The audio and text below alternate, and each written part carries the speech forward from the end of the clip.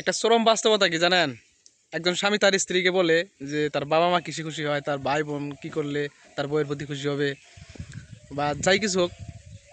আর অথচ তার বাবা মা আত্মীয় স্বজনকে কখনো কখনো বলে না যে তার স্ত্রী কিসে খুশি হবে। বিশ্বাস না হলে এই ভিডিওটা একবার দেখেন। এই বলছি কি রাতে কি রান্না করব? ডাল ভাত করো। ঠিক আছে, তাহলে ডাল ভাত করছি। এই শোনো না, বলছি দুটো রুটিও করো। হ্যাঁ, বাবা খুশি হবে। ঠিক আছে, তাহলে আমি দুটো রুটিও করছি। এই শোনো না, হ্যাঁ, বলছি একটু পায়েসও করো। অনেকদিন ধরে মা পায়েস খেতে চাইছে, তাহলে মাও খুশি হবে। ঠিক আছে, তাহলে আমি পায়েসও করছি।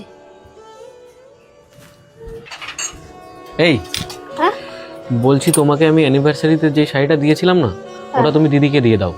দিদি খুব খুশি হবে, বুঝলা? আমি তোমাকে পরে আবার কিনে দেবো। হ্যাঁ,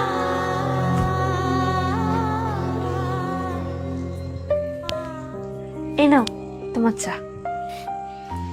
এই আমি কি ভাবছিলাম জানো, তুমি তো আমাদের বিয়েতে অনেকগুলো সোনার কানের পেয়েছিলে। হ্যাঁ, তার মধ্যে থেকে যদি দু একটা ছোট ভাইয়ের বউকে দিয়ে দিতে না, তাহলে ও অনেক খুশি হতো। হ্যাঁ, দিয়ে দেব। একটা কথা বলবো, তুমি না খুব ভালো মানুষ জানো তো। সবার খেয়াল রাখো, সব সময় ভাবো কে কিসে খুশি হবে। এটা করো মা খুশি হবে, ওটা করো বাবা খুশি হবে, এটা করলে দিদি খুশি হবে, ওটা করলে ভাইয়ের বউ খুশি হবে। কিন্তু কখনো তোমার পরিবারের কাউকে বলেছো এটা করো তাহলে আমার বউ খুশি হবে?